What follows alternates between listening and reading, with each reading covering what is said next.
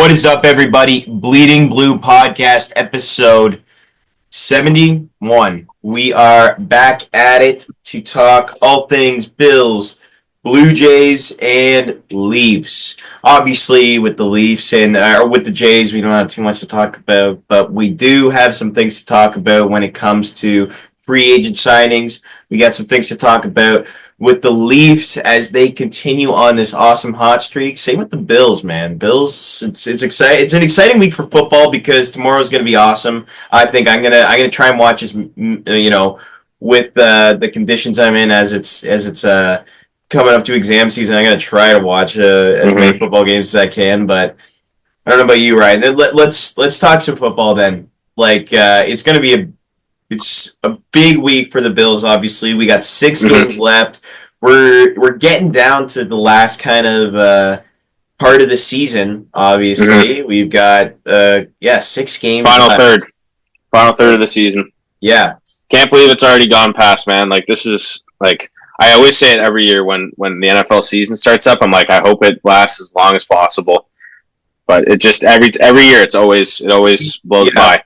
1 game a week. Kind of, and then a bye week. Obviously, it goes by very quickly. You're absolutely right. It does go by quickly, but it's nonetheless. It's been a fun. It's been fun watching them so far, at least. So far. We'll see how this end 6 goes. Games, but still, we got to be careful. We got to be careful what we say here. We still got 6 games left. Don't fuck it up. Hopefully that bye week didn't create any curses. But they've got a big game going on coming up against the. Against 49ers, and they're a team that's definitely scary. We're in they're probably they just haven't gotten off to a good start, and it's just kind of been a little bit of a outward spiral of what has happened with the 49ers as they're missing. McCaffrey was gone for a little bit, and now Purdy's injured too, so that's a cause for concern for them. But I mean, for us, as Bills fans, it's not the worst news in the world. Let's say that. No, it's good because the Niners have been dealing with a lot of injuries the whole year, right? Like you mentioned with McCaffrey and Purdy's been out the past couple of weeks, dealing with an injury. Nick Bosa, probably their best defensive players, dealing with an injury. IU got injured at the beginning of the year, one of their best receivers. So, yeah, they've had a tough time, but they're still in the hunt for a playoff spot. But if they lose this week, it's going to be very tough for them to get back in the playoff race because they have a tough schedule as well. So, but if last week they played the Packers, and with Purdy out, it was not a good look. They got absolutely hammered, 38-10. It was a bad look on that team. But if Purdy comes back, I think the Niners still have a chance even with McCaffrey. McCaffrey's going to play. Obviously, he's healthy now. But I think if Purdy comes back, I think they still have a good chance of being in the game against the Bills at home on Sunday night. It also depends on the weather, right? Because San Francisco's not used to the cold weather. They did beat the Packers a couple years ago in that cold weather game in the playoffs. So I'm just going to check the weather here in Buffalo for this Sunday. I don't think it's apparently snow might be in play on Sunday, which could be very, very interesting. Bring it. Yeah, 1 degrees and snowing. It's only 15%, but this is also Google, so it's not a very accurate description of what could be the weather. But there's always a potential in December, this time of year in Buffalo. There's always going to be a potential of snow. So I mean, I fucking love look out on that. I love that Christmas snowfall while the Bills are playing. Great football by that too. Give it to me. Give that shit to me. I've experienced it firsthand live at multiple games. How awesome! I mean, it's fucking cold, but it was cold, but it's so much fun because that's how football is meant to be played. I don't know if you caught the Steelers-Browns game last Thursday. That was a lot of fun to watch on the TV. Because I've like I said, I've experienced it firsthand, and it's a lot of fun, especially when your team is winning. Yeah. And obviously, it adds another element to the game that makes it that much more interesting, I'd say.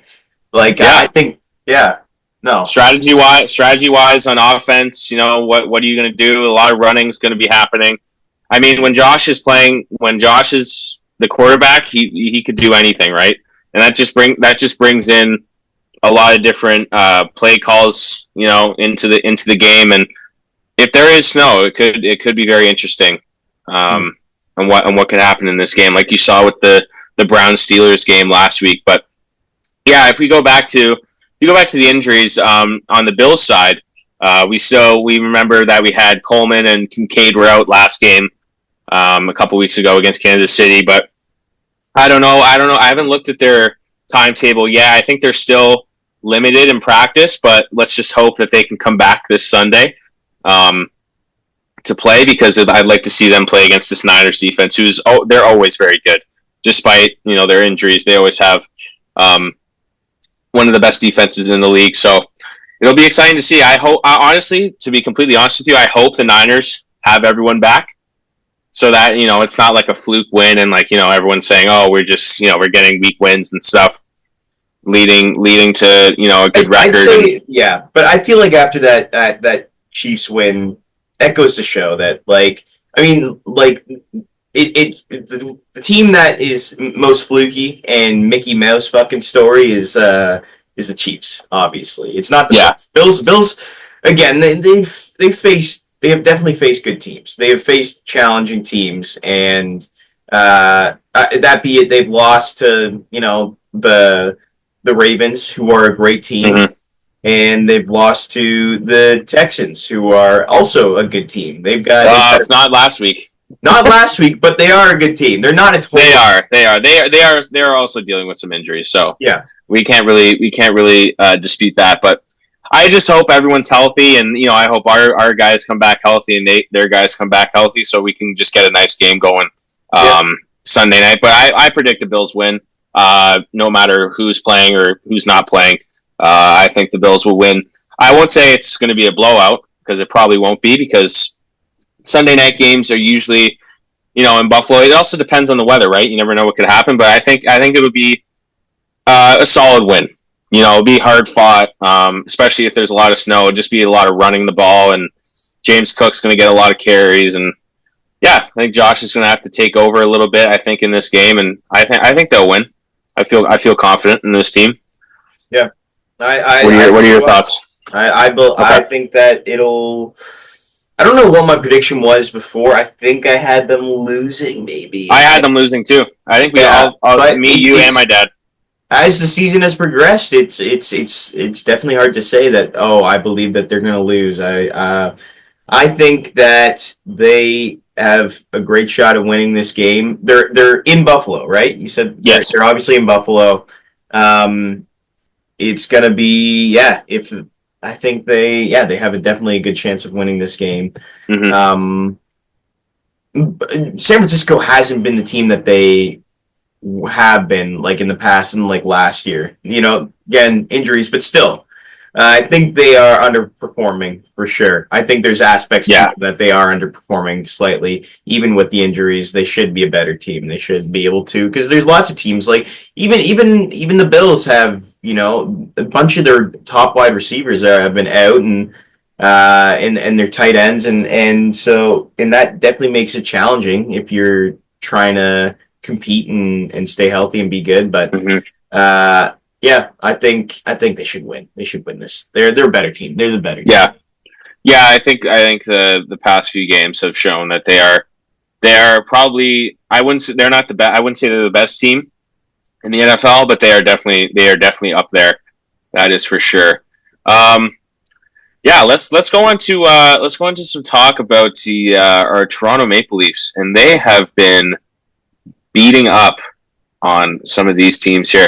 Let's talk about Wednesday's game against Vegas, which was a lot of fun to watch. Another great shutout by our boy Joseph Wall.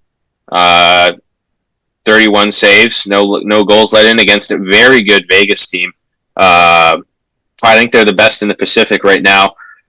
And yeah, this team has continued to overperform without Mr. Matthews in the lineup, who is not playing again today. He says he is not ready to play today against Florida. But yeah, let's go back to that Vegas game. What did you see there? I mean, I'm looking at these stats right now, and I'm seeing, first off, our two goalies are fucking, I mean, if they're going to be like this, let's fucking go. Yeah. Like, if that's how they're going to be, this is exactly what we need. I clearly remember last year games being lost because of Samsonov. Like, it was his fault. Like, it wasn't even the Leafs' fault. Like, they were up. Mm-hmm. And I don't know. They're just, we always talk about the idea of a lineup being deep. Like, there's lineups. Remember last year, I think, like, Dallas was a team that had a really deep lineup. You think of Florida Panthers. They had a really deep lineup. Carolina or New York, they had really, really deep lineups, and that's what got them far. And the Leafs are slowly starting to look a little bit more like that. And I don't know what the factor is with Matthews not being in that lineup. I don't know. It's just you look at all the scoring. All I'm seeing is Nylander, Marner, Tavares. And it's those are the guys that have been helping out and being so good for this team. And whereas it's like it just you always think of the last years, it's Matthews, and then the guys below are Marner, Nylander, Tavares, and I don't know. At this point, Nylander's a better player than Matthews. Like, he's been playing like insane. He's been playing so good. He has been, and he's definitely the best player on the team right now, right beside Marner. I think a lot of what was really cool to see. We can go into this Utah game. The first time the Leafs played the Utah Hockey Club. Technically, the Arizona Coyotes, but it's now the Utah Hockey Club. But I think that game when Alex Nylander got called up after Matthew Knies got injured, I think in that Vegas game, he got called up to play, and I thought that was a really cool moment to see Alex and William playing on the same line together. I thought that was really cool. Obviously Nylander is tied fourth in the league right now in goals with 14, just two behind Reinhart and Draisaitl for the league lead, and I think that's awesome to see. Usually that's Matthews' place. Usually Matthews up there, but now that he's gone and Nylander's kind of taken over that role of being the leader in offense, and obviously Marner has been playing great. He's tied seventh in the league right now in assists with 20, which is awesome to see. So yeah, like the boys are playing really good right now. In terms of goaltending, none of the guys are up here in terms of save percentage or shutouts or anything of that nature. But like, it doesn't matter. I think right now. Oh no, I'm sorry. Stolarz is second in the league with 218 goals against average. Sorry, I just saw him. And save percentage too. I don't know why I didn't see that, but anyways, Stolarz and Wall are definitely the best tandem in the league right now, and I don't think there's much debate on that. I think they're kind of similar to the Boston Bruins the last couple of years when they had Swayman and Allmark at the 1 and 2 spot in their goalies, and now that team is, I don't know what's going on over there. They are downward spiral, letting go their head coach for no reason whatsoever. The general manager and the president over there, Don Sweeney and Cam Neely, they need to go. Now Montgomery's on the Blues, and the Blues just beat the Rangers a couple days ago handedly. Like, I don't know what's going on over there. Oh, are they done too? Are they're struggling? They're struggling a lot too. I had a check in with our former guest there, Mr. Purdy, famous Boston Bruins fan. He is not happy either. He is not happy about that decision, and I don't think anyone is. I mean, as a Leafs fan, I think it's great because Boston's just going downhill and downhill, which is fantastic. But I still question the decision of letting go a coach who had I'm pretty sure over a .700 win percentage as your coach, and you let him go off of a slow start. It's the year based off the shitty GM decisions of letting go Allmark and, signing players like Lindholm and Zadorov, who have done really nothing this year so far. I'm pretty sure Lindholm, who got signed like a $7.5 million contract, only has like 10, 11 points this year. It's not a good look on the GM, but they're deciding to fire the head coach to solve all their problems. Yeah, Lindholm has 10 points this year. Yeah. It's not a good look. Not a good look at all. So, yeah, I don't know what's going on with that franchise, but let's just talk up about our Leafs here. We got the Panthers ahead of today at 7:30, and then we're on the a little road trip to Florida. Then we go to Tampa Saturday night. Leafs are now first in the Atlantic, which is very surprising. Actually, no, it's not surprising, just based off how they're playing this year. With a game in hand on the Panthers, we are 3 points ahead of them, which is very good to see. It is also very early in the season, so it's hard to determine if this is going to stay or not. But what are you looking forward to in these next two games? The next game against you said the Panthers are facing? Yes, the Panthers today on Wednesday, and then the Lightning on Saturday. I guess we can also mention the game against the Chicago that will happen on Monday, but that's a little bit away. That should be a win. I feel, but against Florida, it's gonna be tough. That is that's one of this team's kryptonites in a way. Like they're a scary team, even though they're still in second, and they've been kind of underperforming. I want to say still, it's really early. It's only a game 22. I think should be a win. I think it should be a win if they continue to play the exact same way they have been. Right now they're on a 4-game win streak. I say they get to 5 games. I say they get to 6 games. No, 4-game losing streak. Yeah, and they're fuck. It's all right. Yeah, the last 10 games they've gone 4-6. So they were technically 4-2 before this losing streak. But yeah, they've definitely been struggling. Yeah, but yeah, I think the Leafs should be able to pull it out. I think it's going to be a close game. And then Saturday against the Lightning, who are playing pretty good this year. I say they're overperforming after losing Stamkos, and I think they're playing solid hockey right now. That'll be a good game too on Saturday night. And then, like you said, on the game against Chicago, that's probably going to be a win at home against Bedsy and the boys in Chicago. Bedsy and Bertuzzi. Yeah. The team of dreams. Apparently, I think next week we might be able to talk about this next week. I don't know if we'll be able to catch it, but what they're replacing with the All-Star game this year is the Four Nations face-off with Canada, U.S., Sweden, and Finland playing against each other. That should be interesting to see. People are not too happy about it, though, because Russia's not involved, and I think they should be, because they're easily a top 4 team, top 5 team. They should make it 5 teams, and then include like a European team or like rest of the world team.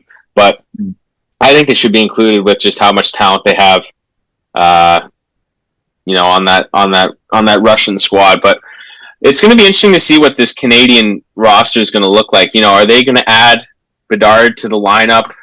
Even though he's not playing the best this year, he does have the worst lineup in the league surrounding him. So it's not like he can do much.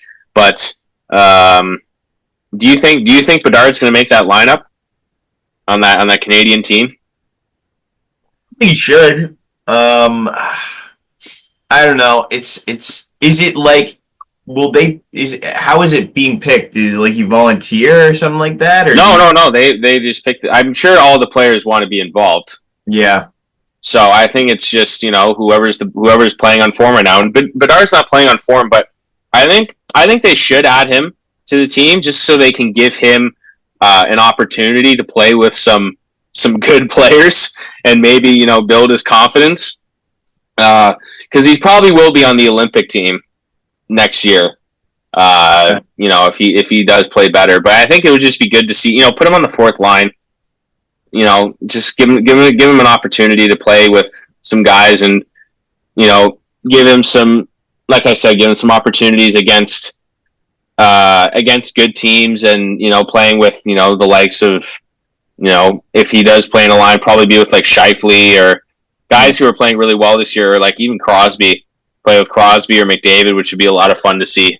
Him on like the power play with them. That'd be a lot of fun to see, and maybe prepare him for the Olympics in 2026. So I don't know. I think it would be cool to see him, prepare for that role for the future when he does become a big time player. Maybe maybe a first, second line guy on that Olympics team. So I personally think it would be cool to see him play on that team. But nonetheless, yeah, the Leafs are playing really well right now. So hopefully they can keep that up. Yeah. Heading into the new year. But yeah, let's move on to our top 5 this week. You picked it this week, so let's go with what's our top 5 this week. All right, our top 5 this week is top 5 actors of all time. And we're talking male actors. Next week we will be doing female actresses, whatever you want to call it. And yeah, so this is going to be an interesting one because this is one of the hardest lists probably of all time because there are a lot of good actors that you have to consider. Do it, yeah. You go first. I'll go first. All right. In my honorable mention, I have the late, great Philip Seymour Hoffman, one of my favorite actors of all time. I think he's kind of underrated, to be honest. But you look at his roles, and he definitely does play a lot of supporting roles, but he's one of the most diverse actors maybe out there of all time. In films like Boogie Nights, Punch Drunk Love, there's a film called Doubt that he's in that's really, really good with Meryl Streep and Amy Adams. Capote, he was in. He's in Charlie Wilson's War, where he was nominated for an Oscar there. He's a Moneyball actor, and he could what? Moneyball at playing the coach. I forget his name. I wish I could. I should know this. Art Howe, yeah. And then also he can do comedy too. If you've ever seen Along Came Polly, he plays the hilarious sidekick to Ben Stiller in that movie. And if he invented the term sharted in that movie, actually. In fact, so that's Philip Seymour Hoffman. I think it's too bad that he died. But if you just The Master's another example, another PTA film. Just watch him and just see how strong and just enthusiastic of a performer he is. I think he's one of the greatest actors of all time. It's horrible. I can't believe that he passed away. It is really too bad.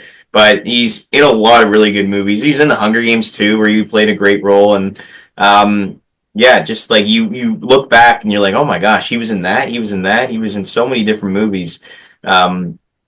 And he's just, underrated performance is him as the bad guy in Mission Impossible 3. He's probably the only good part of that movie. Yeah, is him as the villain. So there you go. I gotta mention that too. Yeah. At number 5, we're going back in time a little bit with this one. This is this one was tough to put on, but I realized I gotta mention him because I feel like my list is a little bit too modern. A little bit modern. But I'm going with Jimmy Stewart, at number 5. He went on a run, and I understand this list isn't top 5 actors to be in the best movies of all time, but there's also an aspect to that they make that movie good too. So you have to consider Jimmy Stewart in Rear Window, Vertigo, It's a Wonderful Life, Harvey, the Philadelphia Story. He is an absolute icon and one of maybe the definition of the ultimate movie star. He's a star. Back in the day, we always debate, is there a modern day movie star? Are there movie stars nowadays where you go to the movies because they are in that film? And Jimmy Stewart is that. He has been. You look at just his track record of films that he has been in; they are all fucking good. The first film I saw him in was It's a Wonderful Life, and from then on, I was like, this guy has charm, he has charisma, he's got it all, and he's got the acting chops too to be an incredible performer to make you just love him as an actor. So I had to put Jimmy Stewart in there, and I know you've seen movies that he's in, and you know that he's a good actor. He does a good job, and he's been in some fucking awesome movies too. Lots of Hitchcock films, and yeah. Number 4, I know you're with me on this one, Mr. Denzel Washington, fucking incredible actor, as versatile as they come. Each performance is so much energy, high intensity, and then he knows how to lay it back and calm it down when he needs to too. If you've ever seen the film Flight, great film. That first scene of him trying to land the plane going upside down. Little spoiler alert, however. Fucking great movie. Training Day, awesome, great in Training Day.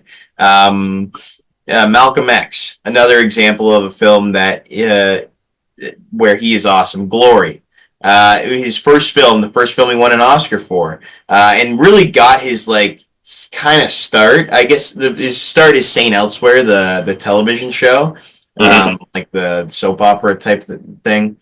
But that dude can fucking act.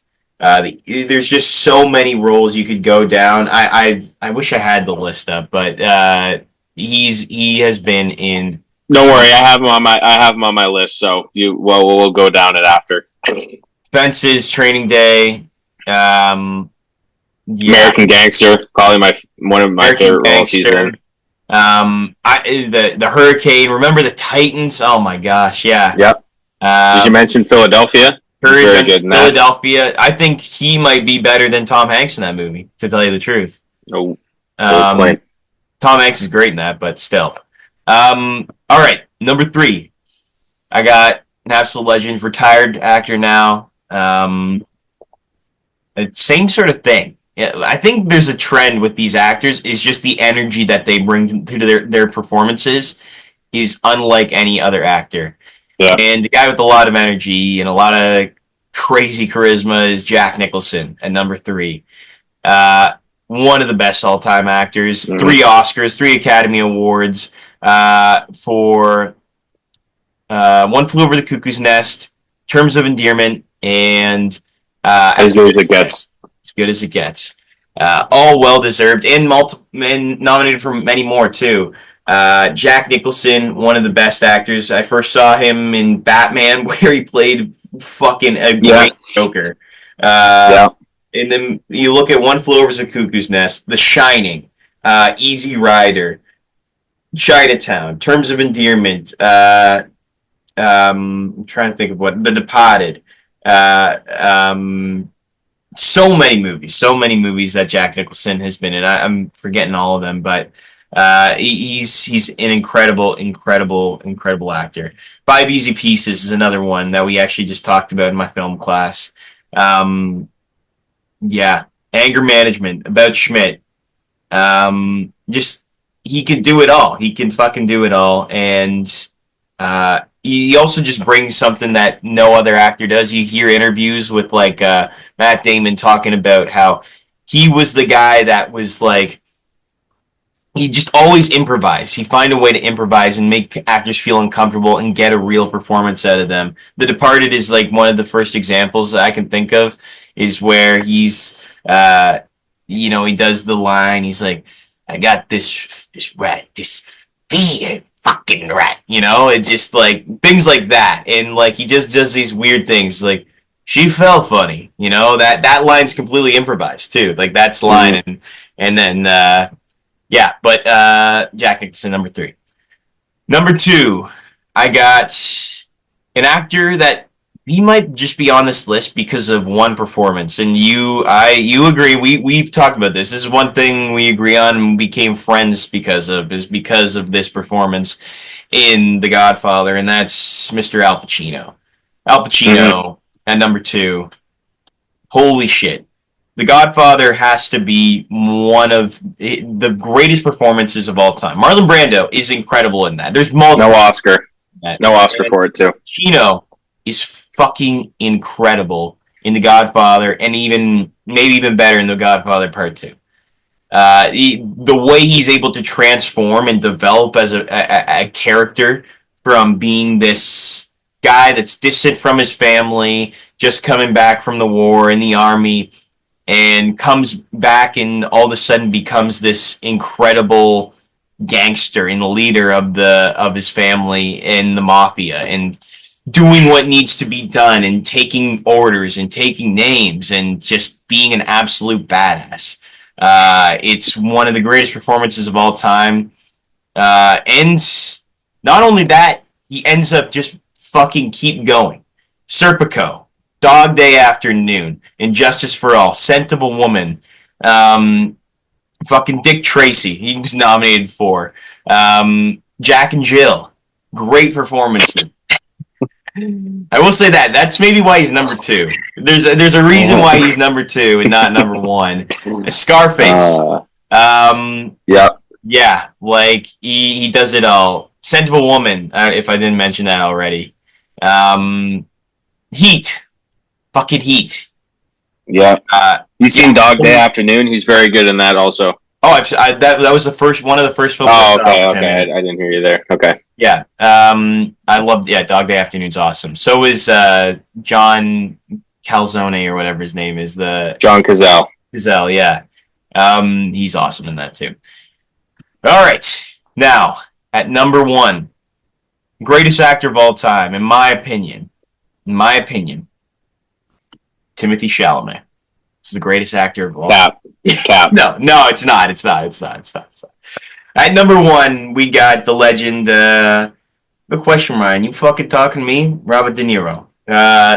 Greatest actor of all time, in my opinion. Reason is, and why he's over Pacino, De Niro can do comedy. De Niro can fucking do comedy. And Pacino... Yeah. Pacino does comedy. Pacino gets ridiculed by everybody and almost told that he's not a good actor anymore because he does fucking Jack and Jill. And he made a fucking mistake with that movie. And that's not the reason, yeah. But anyway, De Niro can do fucking comedy and Pacino can't. So that's why I have Robert De Niro at number 1. And I also just think some of De Niro's performances are just better. And there's films like he was able to do. He came in to the scene and won a fucking Oscar right away with The Godfather. Then he goes and does. Taxi Driver. He's got Raging Bull, The King of Comedy, and then he does comedies and he's like Midnight Run and Meet the Parents. And and then he does films like Heat and comes back and makes a comeback. But there's also other films like Awakenings, if you've seen. That's a great film by De Niro that De Niro's in. Cape Fear is one of my favorite films that he's in. Silver Linings Playbook is one of the most honest performances he's ever done.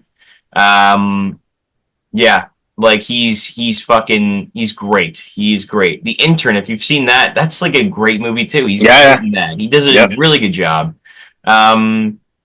There's just so many different films that he's in. Analyze This, Analyze That. Another example of comedy that he can do. Jackie Brown, Copland, Marvin's Room, Sleepers, Casino. Oh fuck, I forgot Casino. Bronx Tale, This Boy's Life. Goodfellas, The Untouchables, where he plays Al Capone, Once Upon a Time in America, Falling in Love, The Deer Hunter, New York, New York. The list fucking goes on. Mean Streets. That's all I have to say right there. Godfather Part 2. Godfather Part 2, man. And like the amount of effort, that time that goes into building up and creating these roles, it's just something else. It's something else. He does something that's different than other actors, and that's why he's the best actor of all time. People watch his films and they're inspired, and there's not too many actors that can do that. To tell you the truth, he did it for me. De Niro's the best, hands down. Mm-hmm. Yeah. Well, you'll see a very similar list. I think I have only two people different on my list. I'll just go right into this. Honorable mention: I have Christian Bale. Yep. He's done. He's Batman. He was Patrick Bateman in American Psycho, one of the craziest fucking performances ever. The Prestige, I think, probably one of the most underrated movies ever. Doesn't get talked about enough. He's Ken Miles in Ford vs Ferrari. He's done things with his body just as an actor, just to be transformed into different roles. Dick Cheney in Vice. Gore the God Butcher. It's a horrible fucking movie, but he's great in it. I'll give you an example. The Machinist. Yeah. The Machinist is the one where he's like this thin. Yeah, he's like less than 100 pounds. Great performer. I think he's probably one of the best. I don't know if he's a method actor, but he's very close to that. He's a method actor. He's very close to that. So I'll put him at honorable mention. Number 5, I have Jack Nicholson, the same as you. I think just the performance in The Shining alone just puts him on my top 5 list. Probably the most horrifying movie I'll ever watch. The first time I watched it, it was fucking insane. So I got to put him at number 5 for that. Obviously, Batman, like you mentioned. One Flew Over the Cuckoo's Nest, obviously. Great performances. I'll put him at number 5. Number 4, I have Al Pacino. Probably, I have him so low because he's made some questionable decisions as an actor, like you mentioned with Jack and Jill. I do not know how he accepted that. Maybe it was just because of the money. But I think I think he's broke. He was broke, and that's why he chose all these films. I think he's a mess, and he just wasted all of his money, and that's what happened. Recently, he has little supporting roles now, like he did with Once Upon a Time in Hollywood. He was pretty good in that for the good couple scenes he had. Yeah. Another terrible decision he had was House of Gucci, probably one of the worst movies of the last 5 years in terms of acting. Oh, it was fucking atrocious. You don't need to watch that. And then I think one of his more underrated performances was Insomnia. I think he was very good in that with Robin Williams and Jennifer Garner. But obviously the main one is Godfather Part 2. The biggest snub in Oscar history, beside Goodfellas not winning Best Picture. But besides the point, I think he's had heat, obviously, with Robert De Niro, who I'll definitely talk about later on in this list. But just a lot of great performances throughout his career. But obviously, like I said, he's made some questionable ones. But it is what it is. Everyone does have a couple. So I'll put him at number 4. Number 3, I have Denzel Washington. Recently, I just watched Gladiator 2, and he was probably the only. He's not the only good part in the movie, but he's definitely the reason why I went to the theaters to go watch that. He was fantastic in it. Obviously, Training Day, where he won his Best Actor. Probably his most underrated performance is what I mentioned was American Gangster. Probably the only Ridley Scott movie other than Gladiator that I do like.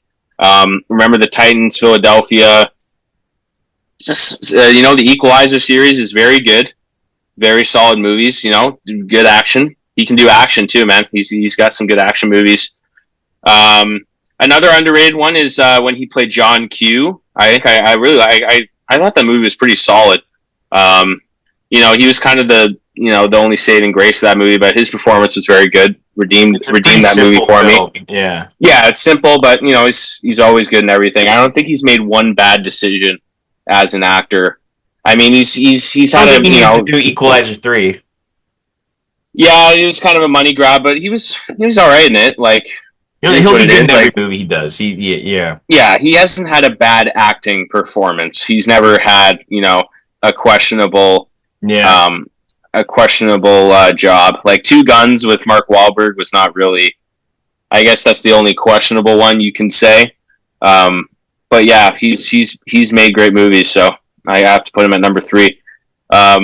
Number 2, I'm surprised you didn't have him on your list. I have Leonardo DiCaprio, probably the most flexible, experiment. I wouldn't say experimental, but in terms of different types of roles, he's definitely probably very high up there with. I thought he was also going to be on our list too. Was Daniel Day-Lewis? I thought him and DDL are definitely the most,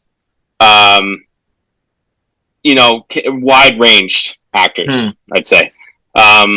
Obviously, his main one is Wolf of Wall Street. I think that's probably his best performance and most outlandish in terms of expressing himself as an actor. Django Unchained is probably his best supporting role in any film that he's done. A very underrated one that I really liked him in was Blood Diamond. I thought that the accent was a little crazy, but I thought he was pretty good in it. I could go on about all the different roles he's been in. Titanic, I've never seen it, but I know he was probably. You've never seen Titanic? Nope, and I won't ever see it. Why? Till the day I die. Because it's overrated. I just know it is. It's a waste of 3 hours. I know it is. I'm just not going to watch it. Dude, you have to watch Titanic. That is I stupid, don't, bro. No, I don't. Just like I won't watch Avatar. Avatar's not that good. You don't need to watch Avatar. Avatar's not Catch Me If You Can. Killers of the Flower Moon, his most recent project, was very good. I'm very excited to see him in that PTA movie. That's going to be very good. I'm very excited to see that. The Departed, Great Gatsby was pretty good in that. The Revenant, very dark movie, but he was also very good in that. Romeo and Juliet, when he was younger, he was pretty good in that too. Yeah. Aviator, he's worked a lot with Scorsese. Yeah, very good. He's second best of all time. And number 1, same as you, Robert De Niro. Definitely has had the most. I don't know if he's made the most money off of all his performances. I'm pretty sure like Tom Cruise or. No, he definitely hasn't. The amount of like low budget films he's done that have turned into like cult, like Raging Bull and Taxi Driver are fucking like. Yeah, he made no money. Yeah, like he's Mean Streets, obviously, that was like his first breakout. Obviously, that's the Joker. Obviously, that's one of his supporting roles, but made a lot of money. Jackie Brown, he's very good in Jackie Brown. Very good. Even in Shark Tale, man, he's in Shark Tale. He can do some voice acting too if he needs to. Very good in that with a bunch of people in that movie. Deer Hunter, very underrated performance. Like you mentioned with The Intern. He's very good in that. He doesn't have to do much in it, but he gets the job done. Limitless, a very interesting movie, but he was solid in that. He's never had a bad performance. He's never had a bad performance, and that's why he's number 1. Copland, he's very good in. He's very good in Copland. You seen the fucking Bullwinkle and Rocket or whatever it's the Adventures of No, yeah, Wag the Dog, another underrated De Niro performance with Dustin Hoffman. He's very good in that. Midnight Run, probably one of my favorite dad movies ever. Bad Grandpa, The War with Grandpa. Yeah, he's doing comedy. Meet the Parents too. Okay, those aren't good though. Those aren't good. Like You don't like Meet the Parents? No, I didn't say that. I'm saying The War with Grandpa and Bad Grandpa are not good movies. They're not good movies, but he's good in it. Like I guess. Even if the movie's bad, like he does some funny bits with comedy. Bronx Tale, as the dad, I just watched that recently too. He's fantastic in it. He's the best actor to ever live, and I'd say his best performance. Maybe I'm biased, but he's the best in Goodfellas. Just the shot of him smoking the dart at the bar is literally the devil reincarnated. Like that's the devil right there. So I'm putting him at number 1. Number 1. Oh yes, he must be if he's on your list too. So great choice, yeah. No, I can't argue with that. I'll never argue with Yeah. Very good list. One of the best. Yep. All right. Well, I think that ends it up for today. Let us know. We'll get that posted at top five actors. Top five Keep actors. voting, guys. Keep voting. We want to hear your opinions. Yeah. Keep going. That ends it up for today's episode, though. Thank you guys so much for listening. We will talk to you guys as soon as we can, and we'll see you next week. Make sure to like, subscribe on YouTube, Instagram, TikTok, Twitter, X, whatever you want to call it. We are on all the platforms, YouTube, Spotify. We are there. Have a good one, and see you next week.